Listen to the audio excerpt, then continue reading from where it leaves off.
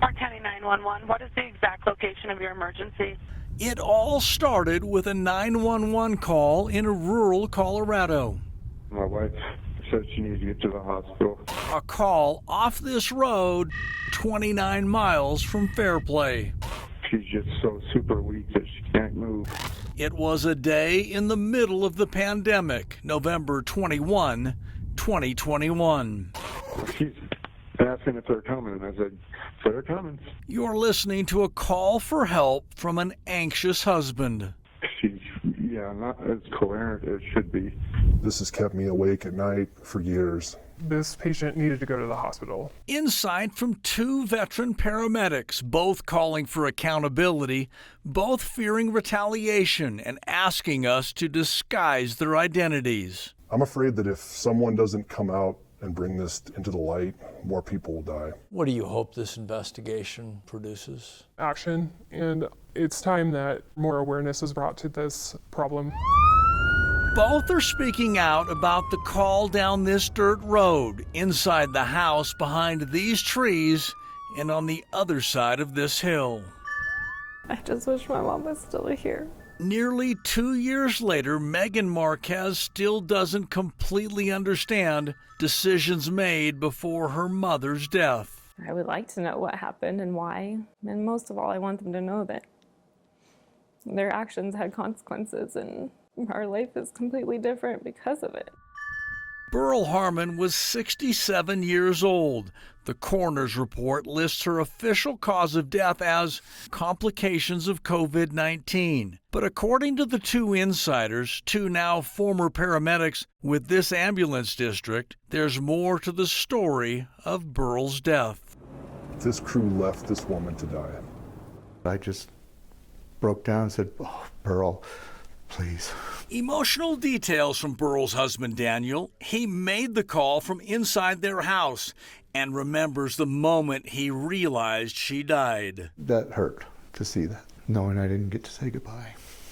When you called 911, what did you want? I wanted her to be transported to the hospital. Now remember that moment, because according to multiple sources and documents uncovered by Denver 7 Investigates, that's not what happened. Burl was not taken to the hospital, literally left to die in her home. Without a shadow of a doubt, she should have been taken to the hospital. This patient should have been transported to the hospital. And here's the center of the controversy. Two former paramedics and these medical records say Burl's condition required an emergency transport to the hospital. But the responding paramedic documented the 67-year-old refused care.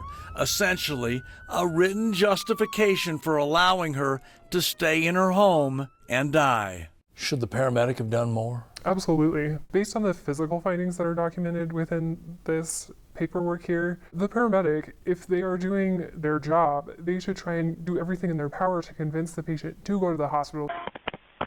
Park County 911, what is the exact location of your emergency?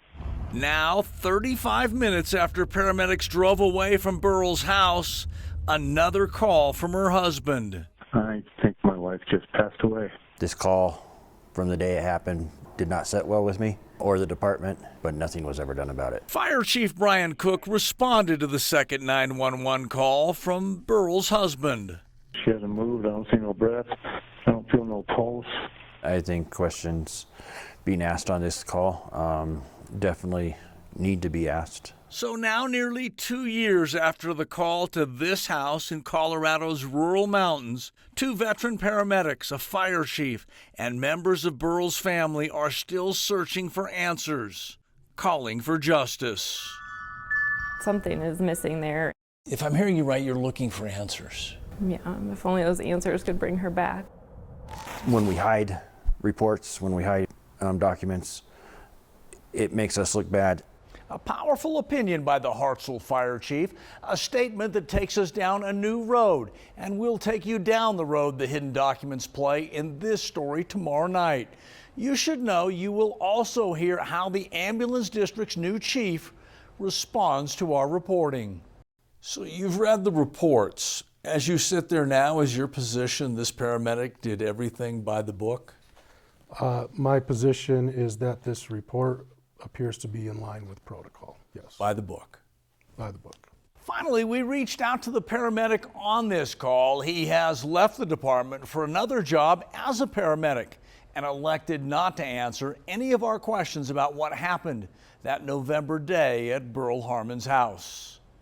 I'm Chief Investigative Reporter Tony Kovaleski.